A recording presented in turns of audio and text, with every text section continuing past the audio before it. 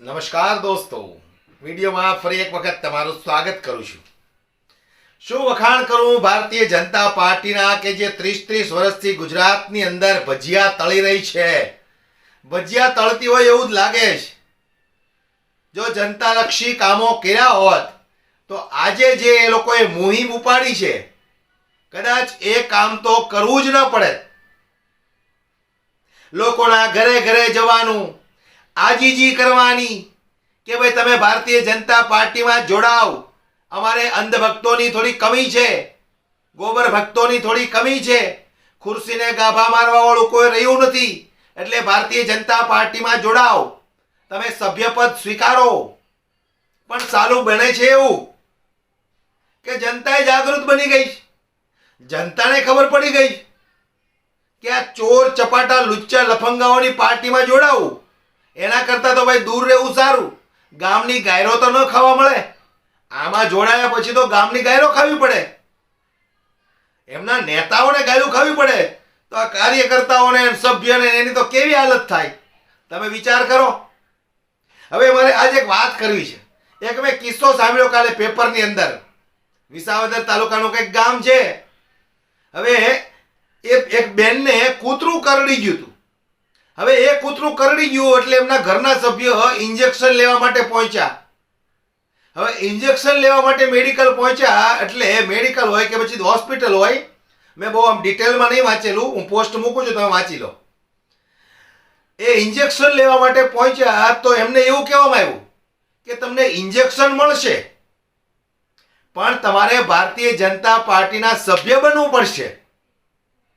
વિચાર કરો તમે કેવી મજબૂરીનો આ લોકો લાભ ઉઠાવે છે.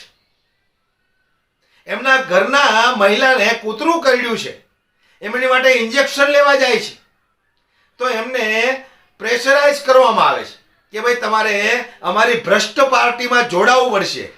જો તમે હા પાડી દો તો તમારા ઘરે જે મહિલાને કૂતરું કરડ્યું છે ઓન ધ સ્પોટ એને અમે સાજા કરી દેશું. આ મોદી સરકારની ગેરંટી છે, બરાબર ને? આવી ગેરંટીઓ ફેંકતા આવ્યા છે, જનતાને ઉલ્લુ બનાવતા આવ્યા છે.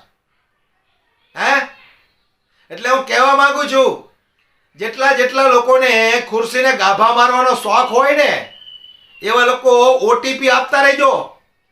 મેં તો પેપરમાં કંઈક બીજું વાંચ્યું હતું કે રોજના 100 સભ્ય બનાવો અને 500 રૂપિયા લઈ જાઓ.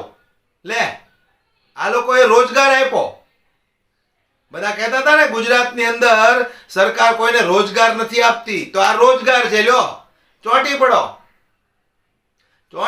રોજના 100 સભ્ય બનાવો ને 500 રૂપિયા કમાવો. આનાથી સારામાં સારો રોજગાર આ અભણ અંગૂઠા છાપ સરકાર બીજો કયો આપી શકે? હે, તો તૂટી પડો. શરમ આવી જોઈએ, તમને લોકોને શરમ આવી જોઈએ. 30 વર્ષથી તમે ગુજરાતની અંદર સરકાર ચલાવો છો અને સભ્ય ગોતવા માટે લોકોને આજીજી કરો છો. ચલો આજીજી કરો ત્યાં સુધી તો વાંધો નહીં, પણ મધ્યપ્રદેશની અંદર મેં સાંભળ્યું હતું કે એક લુચ્ચો લફંગો લોકોને ધમકી મારે છે કે ભારતીય જનતા પાર્ટીનો સભ્ય નહીં બન તો તને ખતમ કરી નાખવામાં આવશે, તારા ટાંટિયા ભાંગી નાખવામાં આવશે. એમ ઓકાત ઉપર આવી ગયા. આ તમારી છેલ્લી કક્ષાની ઓકાત છે, ત્યાં એ ઓકાત ઉપર આવી ગયા ને તમે. હવે જનતાને ધમકાવા મળ્યા કે સભ્ય તો બનવું જ પડશે. અને ઓટીપી આપતા લોકો ડરે છે. ઓટીપી આપતા લોકો ડરે છે. સ્વાભાવિક છે, ડરવું પડે ભાઈ. ઓટીપી થી ઘણા બધા કાંડ થઈ જાય, બેંકમાં પડેલી રકમ પણ ગાયબ થઈ જાય. આનું કઈ નક્કી ન કહેવાય. આપણને ઘણી બધી વખત કોલ નથી આવતા કોઈ પણ ને તમારો ઓટીપી આપશો નહીં, અને આવડા ઓટીપી જ માગે છે. હવે આ લોકો ઓટીપી નું શું કરવાના એ તો આપણને ખબર નથી, પણ ઓટીપી આ શબ્દથી એક ડર જેવું લાગી ગયું છે બધાને કે ભાઈ આ ઓટીપી કોઈને દેવાય નહીં. એ વાત એ બરોબર. એટલે ઓટીપી જો તમારી પાસે માગે અને ઓટીપી ની ના પાડો તો સાલું તકલીફ ઈ પડે છે કે આવડા ભાજપિયા મૂંઝાય છે કે અમારે સભ્ય બનાવવા કેમ, ઓટીપી દેતા નથી, બેંકમાંથી પૈસા ઉપડી જાય તો એવો સવાલ કરે છે. એટલે બરાબરના મૂંઝાયા છે. અમુક સોસાયટીમાં ઘૂસવા નથી દેતા. પેલા રોડ રસ્તા સારા કરો, 12 લાખ હેક્ટર ગૌચરની જમીન પચાવી પાડી ગયા છો, એ છૂટી કરો. હે, વિશ્વામિત્રી નદી આખી પચાવી પાડીશ, એ છૂટી કરો. અમુક અમુક સોસાયટીમાં તો આવા સવાલ હામા કરે છે. એટલે એ લોકો જાગૃત બની ગયા છે અને હવે કોઈ પણ સંજોગે ભાજપમાં જોડાવા તૈયાર નથી. ખાસ કરીને વડોદરાની જનતા તો ખૂબ જાગૃત બની ગઈ છે. પણ હવે આવી જાગૃતતા ચૂંટણી સુધી રાખે તો સારું, નહીતર વળી પાછા કંઈક લોલીપોપ આપશે એટલે વળી પાછા ભાજપમાં જોડાઈ જાય. એ પછી વળગા ફૂકશે, એ મરી ગયા, એ ભાજપ વાળા કઈ કામ કરતા નથી, એ આમને રોડ ઉપર ખાડા પીડ્યા છે, લાઈટ નથી, વીજળી નથી, ફલાણું નથી, ઢેકણું નથી, આટલી મોંઘવારી કરી.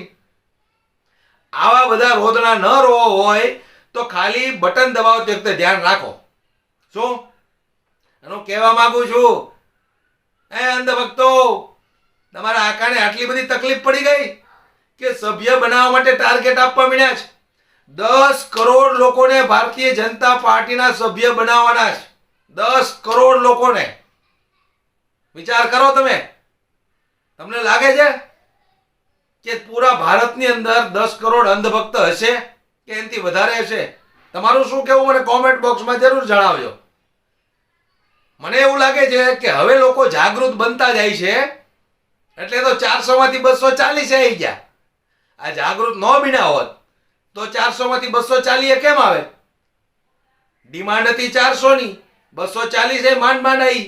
હે, દેશના વડાપ્રધાન નરેન્દ્રભાઈ મોદી એ પણ માંડ માંડ જીત્યા. 1 સવા લાખની લીડ આ વડાપ્રધાનને શોભા દેશ? એની કરતા તમારે CR પાટીલ નહીં હારા? 7-8 લાખની લીડ થી જીત્યા. હે, એની કરતા તમારે CR પાટીલનું માન વધી ગયું. એટલે હવે તમારા આકાનું વર્ચસ્વ ઘટતું જાય છે કારણ કે એમના દિવસો પૂરા થયા. એમનું રાજકારણ હવે પૂરું થવાના આરે છે. લોકો જાગૃત બનતા જાય છે અને જે લોકો પાસે રૂપિયા પૈસા છે એને કાંઈ ફરક પડવાનો નથી. ભાજપ હોય, કોંગ્રેસ હોય, આમ આદમી પાર્ટી હોય, એને સરકાર પાસેનું કામ કઢાવવાનું હોય. પણ આવડા થોડાક વધારે ભ્રષ્ટાચારી છે એટલે ગુજરાતની અંદર લોકોએ આને 30 વર્ષ સુધી હાંક્યા રાખ્યા કારણ કે પૈસાવાળાનો હાથ મોટો છે આ લોકોને જીતાડવામાં. હા, એ લોકોના કામ ફટાફટ થાય કે નહીં એટલે એ લોકો તમને પ્રેશર કર્યા રાખે કે ભાજપને વોટ આપજો, મારા કારખાને કાલથી આવવું હોય તો આવતો નહીં. લે, સત્સંગમાં જાઓ તો અહીંયા ટીલા ટપકા વાળી તમને ફોર્સ કરે, મુસ્લિમોથી બચવું હોય તો આને વોટ આપજો ને કે મરી જાઓ. લે, એટલે આવડા લોકો આપણને મુસ્લિમોથી બચાવી ન શકતા હોય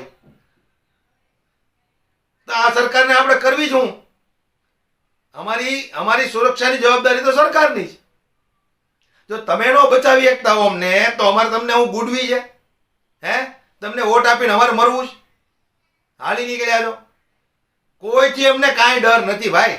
તમને ડર છે તમારી ખુરશીનો. એટલે જે રીતે સભ્ય ગોતવા નીકળ્યા છો ને એની પરથી એવું લાગે છે કે તમારી પાર્ટીનો પતન થઈ ગયું છે તો જ આવી રીતે નીકળવું પડે, નકર નીકળવું ન પડે. હે, વિડીયોને ખૂબ શેર કરો, દરેક લોકો સુધી પહોંચાડો, દરેક લોકો જાગૃત બને અને OTP થી બચતા રહેજો ભાઈ.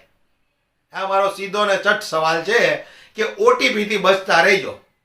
નમસ્કાર.